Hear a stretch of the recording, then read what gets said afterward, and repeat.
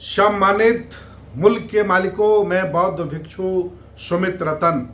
देश भारत के प्रधानमंत्री नरेंद्र मोदी जी आजकल बौद्ध देशों की यात्रा पर हैं।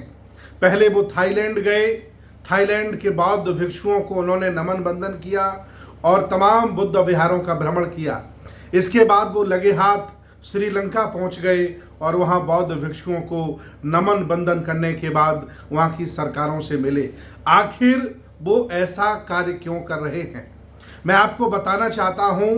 बोध गया आंदोलन को लेकर के पूरे दुनिया के बौद्ध आंदोलन हैं और जो हिंदू समाज की, खास तौर से भाजपा की छवि पूरी दुनिया में बिगड़ती जा रही है, उसको डैमेज कंट्रोल करने के लिए नरेंद्र मोदी जी थाईलैंड और श्रीलंका पहुंचे हैं। वो बहुत जल्दी जापान और कोरिया भी जा सकते हैं, क्योंकि सभी बौद्ध देशों ने सख्त नाराजगी जाहिर की है कि आप ऐसा नहीं कर सकते, बुद्ध की ज्ञान स्थली बोध गया पर कब्जा नहीं कर सकते।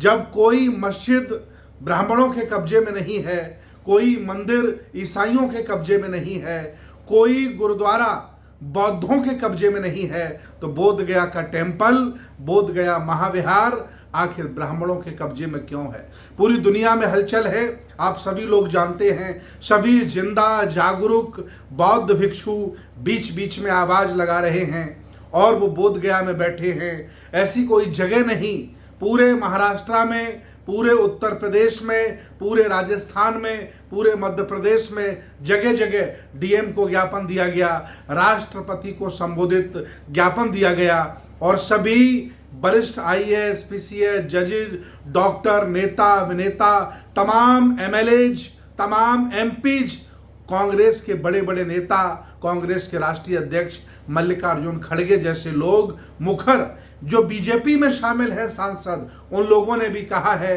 कि देश भारत के बौद्धों के साथ बहुत बड़ा अन्याय हो रहा है। इस समय भारत सरकार बौद्धों की घोर निंदा का शिकार हो रही है।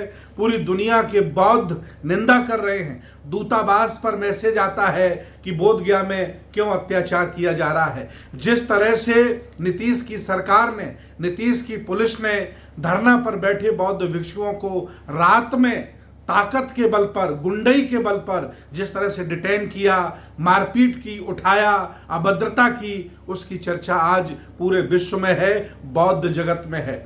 और मैं दावे के साथ कह रहा हूं, अगर ये आंदोलन और लंबा चलता रहा तो डैमेज को कंट्रोल करने के लिए नरेंद्र मोदी जी जापान जाएंगे, वियतनाम जाएंगे, ताइवान जाएंगे, लेकिन किसी भी कीमत पर बोध गया का मठ वो बौद्धों को देने के लिए तैयार नहीं होंगे। उन्होंने मन बना लिया है। सभी मनवादियों का, खासतौर से भाजपाइयों का पूरा मंसूबा है कि किसी भी कीमत पर बोध गया नहीं छोड़ना है। अगर हमने बोध गया छोड़ दिया तो भारत के बौद्ध विज्ञानवादी, तर्कवादी, अंबेडकरवादी सभी बौद्ध विरासतों पर कब्जा करने लगेंगे और फिर देश में मुसलमानों के साथ साथ भारत में बुद्धिज्म भी एक बड़ा धर्म बन जाएगा, बड़ा ताकतवर धर्म बन जाएगा। उनके पास साधन संसाधन हो जाएंगे, उनके पास स्थान हो जाएंगे। फिर मैं देश भारत का भगवाकरण नहीं कर पाऊंगा, अपनी मनवादी व्यवस्था, अपनी मनुस्मृति नहीं थोप पाऊंगा। इसलिए आरएसएस के लोग, मोदी, सब लोग चिंतित हैं कि इस आंदोलन को कैसे रोका जाए। कई बार इन्होंने प्रयास किया, डराया, धमकाया, लेकिन बौद्ध भिक्षु डरने वाले नहीं हैं। मैं आज आपके सामने ये घोषणा करता हूं और बहुत बड़ी अपील करता हूं भारत के सभी बौद्धों से कि हम लोग 14 अप्रैल को मऊ छावनी जा रहे हैं, जहां बाबा साहब का जन्म हुआ। वहां हमने हजारों लोगों को आह्वान किया है, पूरे मध्य प्रदेश को, पूरे महाराष्ट्र को, उत्तर प्रदेश को आह्वान किया है कि हम लोग पहली बार मऊ छावनी में, जहां बाबा साहब का जन्म हुआ, इंदौर के पास है, वहां लाखों की संख्या में हम लोग पहुंचेंगे उनका जन्मोत्सव मनाने के लिए। इसके बाद हजारों की संख्या की टीम अपने अपने साधनों से बोध गया कूच करेगी और हम लोग 14 अप्रैल के बाद बोध गया पहुंच रहे हैं। मेरी लगभग दर्जनों नेताओं से बात हो गई, बौद्ध भिक्षुओं से बात हो गई, तमाम संगठनों से बात हो गई, सामाजिक लोगों से बात हो गई। अब हम लोग डरने वाले नहीं हैं, झुकने वाले नहीं हैं, आर पार की लड़ाई होगी। विचार करिए, अभी भी हमारी विचारधारा के नेता, हमारी विचारधारा के एमपी एमएलएज अगर हमारी विरासत के पक्ष में अपना बयान जारी नहीं करते हैं तो उनसे भी हिसाब किताब रख किया जाएगा।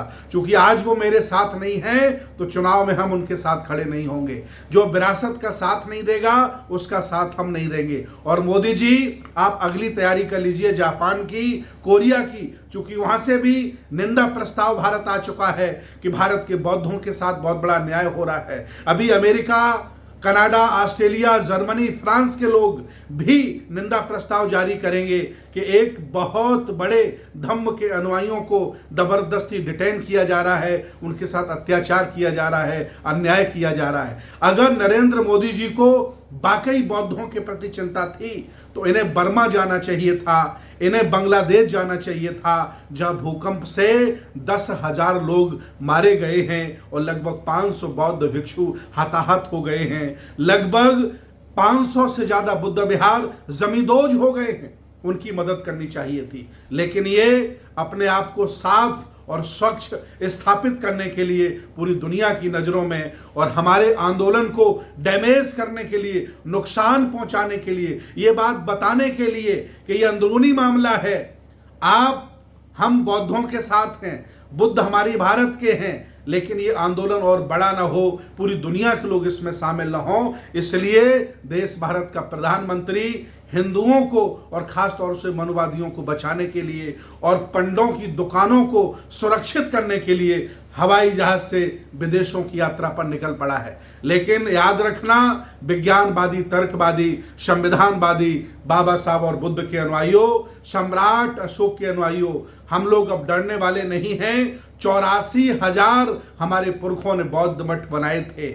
आज नहीं कल हम इनसे ले लेंगे और देश में फिर अशोक राज्य की स्थापना करेंगे और चारों तरफ बुद्धं शरणं गच्छामि की गूंज होगी। ये लोग डर गए हैं। ये अंदर ही अंदर इस समय सबसे ज्यादा डर इन्हें बुद्धिज्म से है, सबसे ज्यादा डर इन्हें अंबेडकरवाद से है, क्योंकि यही वो मार्ग है जो इनकी दुकान बंद कराता है। इसलिए अब हिम्मत नहीं हारनी है और ताकत लगानी है। आओ हम सब लोग मिलकर अपने रहनुमा बाबा साहब डॉक्टर अंबेडकर की बात मानते हैं और बौद्ध बन करके इन जालिमों से, इन सातिरों से दो हाथ करते हैं और अपनी विरासतों पर कब्जा वापस लेते हैं। आओ हम सब लोग मिलकर 14 अप्रैल के बाद बोध गया चलते हैं। बहुत बहुत धन्यवाद, बहुत बहुत साधुवाद। आपकी जय हो।